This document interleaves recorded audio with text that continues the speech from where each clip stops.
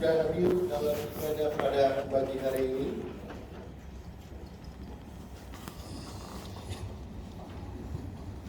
Pembacaan Alkitab kita pada pagi hari ini terdapat dalam Matius 6 ayat 7 sampai dengan 8. Demikian firman Tuhan.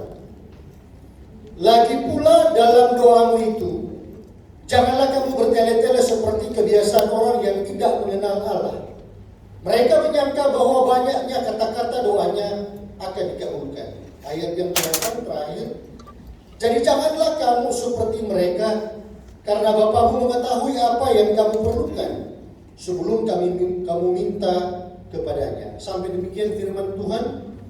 Bapak Ibu, saudara-saudara yang terkasih dalam Tuhan Yesus Kristus, baik yang ada di gereja ini maupun yang ada di rumah serta dimanapun berada. Terima kasih kepada Bapak Gembala yang sudah memberikan kesempatan kepada kami untuk berkhotbah pada pagi hari ini. Tema khotbah yang diberikan Bapak Gembala kepada saya berjudul Perbaiki Mesbah Doa Kita Melalui Pergumulan dan Kata-kata yang Berbalik. Bapak Ibu, saudara-saudara yang terkasih, mesbah doa adalah menunjukkan tentang bagaimana kita memprioritaskan Tuhan di dalam hidup kita. Jadi doa dalam bahasa Ibrani adalah tefillah, artinya perkenalan yang erat dengan Tuhan. Sehingga mesbah doa secara harafiah yaitu kita memberikan diri kita sepenuhnya takluk di bawah kekuasaan Tuhan. Kita menyiapkan waktu kita sepenuhnya untuk takluk dan takut kepada Tuhan. Karena doa adalah nafas hidup dari setiap orang yang beriman atau orang yang percaya. Oleh karenanya, perhatikan dan camkan baik-baik. Setiap perkataan yang kita sampaikan itu adalah doa. Makanya hati-hati dengan mulut kita. Hati-hati dengan lidah kita dalam berkata-kata. Sebab kata-kata yang kita keluarkan itu mengandung kuasa. Kata firman Tuhan, manusia hidup bukan dari roti saja, tetapi dari setiap firman yang keluar dari mulut Allah. Kita ini, Bapak Ibu, saya, kita semua adalah segambar dan serupa dengan Allah. Oleh karenanya,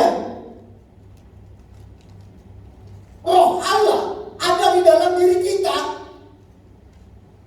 Karena Roh Allah ada di dalam diri kita, maka ketika kita berucap, ketika kita berkata, maka kun yakun, jadilah maka jadilah. Kenapa? Yang keluar ini adalah kata-kata yang mengandung kuasa. Oleh dan karenanya, jika kita renungkan kembali yang terjadi di dalam dunia ini, 100% yang terjadi dalam kehidupan ditentukan oleh kata-kata. Allah berfirman, maka jadilah.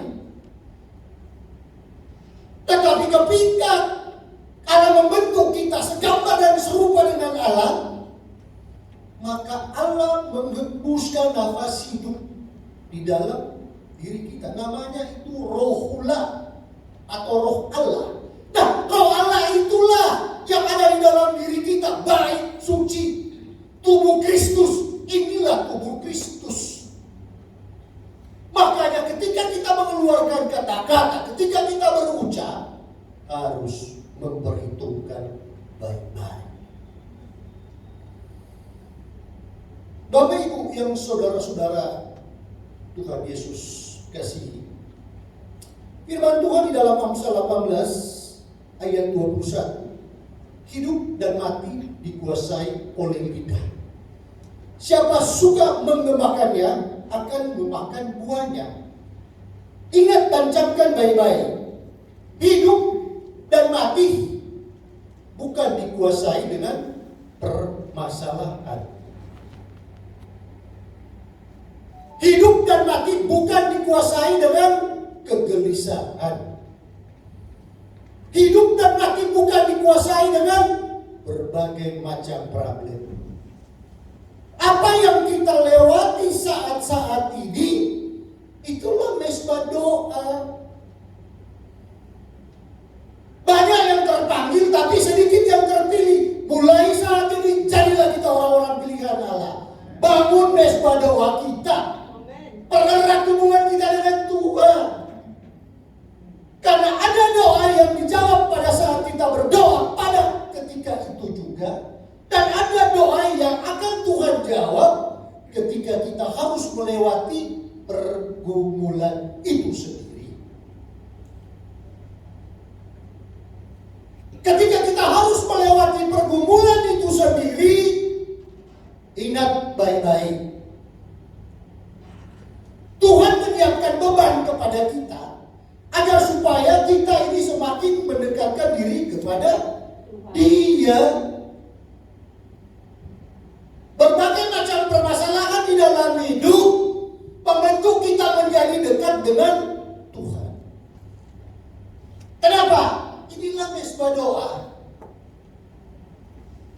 Tanpa mesbah doa di dalam hidup kita, maka kita akan menjauh daripada Tuhan. Makanya secara harafiah yang disampaikan tadi jelas bahwa mesbah doa kita menyiapkan waktu khusus dengan Tuhan. Kita bergumul dengan Tuhan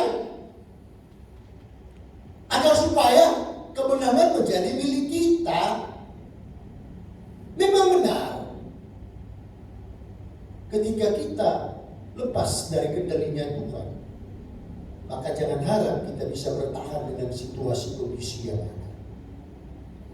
Jangan harap kita mampu untuk melewati segala pergumulan. Kenapa? Kita pasti akan kalah. Terkutuklah orang yang mengandalkan dirinya sendiri, yang artinya menjauh daripada Tuhan.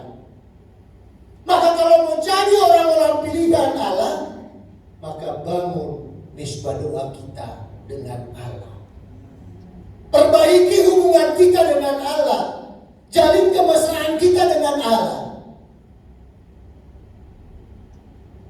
Kita tahu Billy Graham, dia adalah pendeta yang juga diurapi oleh Tuhan, dipakai Tuhan. Dia membangun mesbah doa yang luar biasa dengan Tuhan. Jadi Billy Graham berpesan kepada asistennya, ketika saya sudah berada di dalam kamar doa, siapapun orang, tamu yang akan mengetuk pintu saya, yang menelpon saya, wajib dilarang. Satu ketika Billy Graham masuk di dalam kamar doanya, asistennya ini mengetuk pintu dengan keras. Tuhan Billy Graham, Tuhan Billy Graham.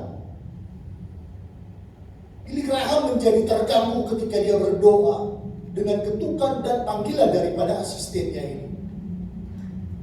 Maka keluarlah Billy Graham. Dia mengatakan, kenapa kamu mengetuk pintu dengan keras dan memanggil-manggil saya?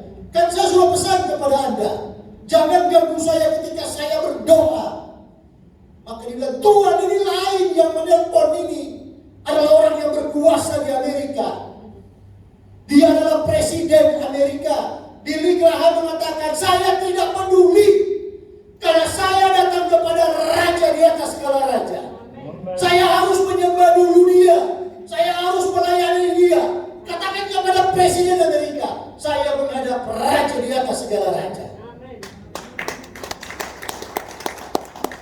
Jadi Bapak Ibu, saudara-saudara yang dikasihi Tuhan Yesus, ketika waktu kita pakai untuk bersekutu dengan Dia, dengan Tuhan, maka yang kita hadapi ini adalah raja di atas segala raja. Tuhan di atas segala Tuhan. Tuhan di atas segala Tuhan. Pakai waktu kita dengan baik. Bawa segala air mata kita kepada Dia. jangan curhat di medsos, jangan curhat di Facebook, jangan curhat di Instagram dan media sosial lainnya. Tetapi kekuatan setiap orang yang beriman, setiap orang yang percaya, itu terletak kepada doa. Makanya kalau kita mau menang, jalin kemesraan kita dengan Tuhan. Perbaiki hubungan kita dengan Tuhan. Kalau salah kita ampun. Makanya kata Daud, berbahagialah orang yang diampuni pelanggarannya dan kesalahannya tidak diperhitungkan oleh Tuhan. Siapa yang tidak kenal Daud? Ya, raja yang besar, hebat. Harta tahta wanita. Dia seorang pendosa. Tetapi Tuhan mengasihi dia. Kenapa? Dia tidak pernah menutupi segala pelanggarannya. Cuma satu dosa yang Tuhan perhitungkan kepada Daud, yaitu ketika mengambil istri Uria, yaitu Batseba. Dan Tuhan memandang itu adalah jahat. Maka dari itu jangan pernah tutupi dosa kita. Jangan pernah tutupi pelanggaran kita. Kalau salah kita ampun. Karena orang cerdas pasti bisa salah. Orang pintar pasti bisa gagal. Orang hebat pasti bisa kalah. Orang kuat pasti bisa jatuh. Tetapi diberkatilah orang yang mengandalkan Tuhan, yang menaruh harapannya hanya kepada Tuhan. Ada seorang pesulap namanya Henry Houdi. Dia dikenal sebagai Master of Escape. Dia terkenal hebat untuk bisa membuka pintu apa aja. Saking terkenalnya orang ini, maka ada satu kepala penjara memanggil dia untuk menguji coba, benar gak Henry Houdi ini hebat. Ketika dia di penjara, segala macam cara dari Henry Houdi dia pakai untuk meloloskan diri dari penjara. Tapi dia tidak berhasil. Mengapa? Penjara ini tidak dikunci oleh kepala sipir ini. Maka itu dalam pikiran kita saat ini, Tuhan sudah buka berkat-berkat dalam hidup kita. Tuhan sudah berikan kebenaran dalam hidup kita dengan penebusannya. Pakai jalan Tuhan itu, berkat Tuhan itu, kebebasan Tuhan itu. Jangan kunci pikiran kita. Jangan batasi kuasa Allah yang tidak terbatas dengan pikiran kita yang terbatas. Satu ketika, masih ada 10 menit Pak Gembala. Suatu ketika, Napoleon Bonaparte dan pasukannya, Bapak Ibu tahu Napoleon Bonaparte adalah seorang jenderal perang hebat dari Prancis. Dan di sana dia ada satu pegagu. Jadi dia digagumi di daratan Eropa sebagai jenderal perang yang hebat. Satu ketika dia akan melintasi kebun jagung dengan pasukannya. Pada waktu dia akan melintasi kebun jagung ini, dia dihadang oleh anak 12 tahun. Kita katakanlah itu anak kecil. Berhenti. Stop. Heran mereka, oh anak ini berani kali kau. Maka seorang prajurit senior, Pak Tunggal, Bapak Ibu sekalian, turun dari atas kuda ini. Dia katakan, "Nak, apakah kamu pernah mendengar Napoleon Bonaparte?" "Ya, saya mendengar. Saya tahu dia jenderal perang yang hebat." "Apakah kamu pernah bertemu dengan Napoleon Bonaparte?" "Saya tidak pernah bertemu dengan Napoleon Bonaparte." "Bagaimana perasaanmu, nak, jika engkau bertemu dengan Napoleon Bonaparte, jenderal perang hebat ini?" Dia mengatakan, "Saya akan hormat kepada Napoleon Bonaparte." Kamu tahu enggak? Di atas kuda itu Napoleon Bonaparte. Maka si anak memberikan hormat kepada Napoleon Bonaparte. Maka turunlah jenderal besar ini. Napoleon Bonaparte dari atas kudanya. Dia berkata, "Nak hebat kamu. Kenapa kamu berani menghadang kami?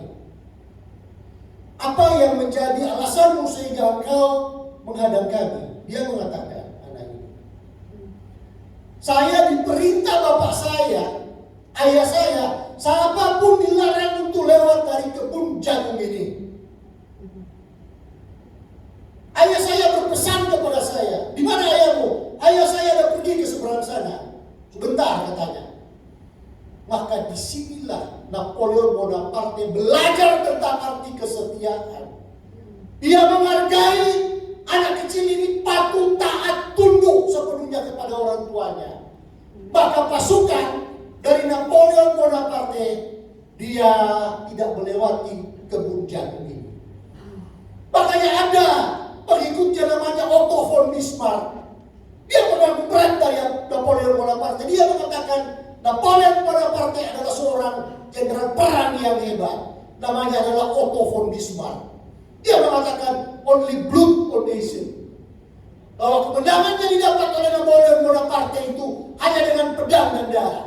Tapi pada waktu akhir kisah dari Napoleon Bonaparte, Bapak Ibu sekalian, ketika dia akan dieksekusi pada waktu itu, dia melihat ada gambar Tuhan Yesus yang disalib.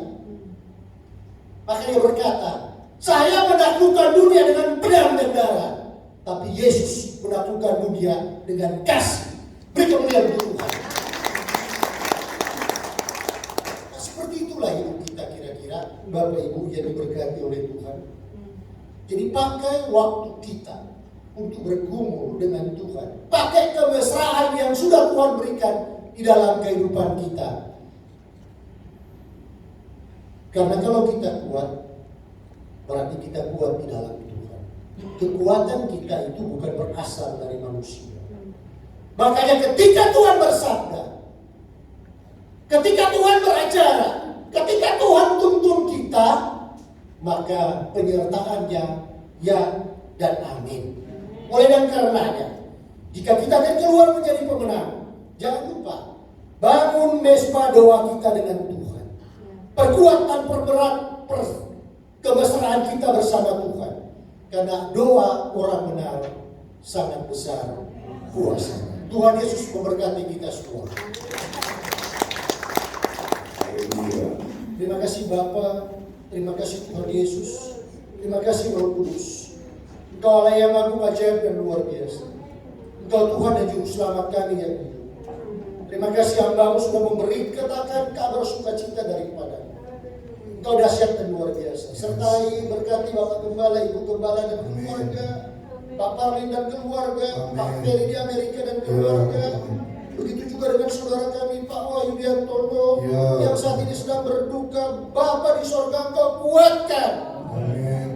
Saudara-saudara kami juga yang sakit, Engkau berikan kesembuhan yang lemah. Tuhan kuatkan siapapun dimanapun Tuhan lawan.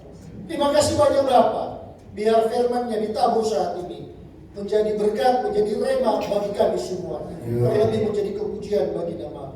Dalam nama Tuhan Yesus, kami sudah mengucap syukur, berterima kasih dan bermohon pada Bapa di surga. Haleluya. Amin.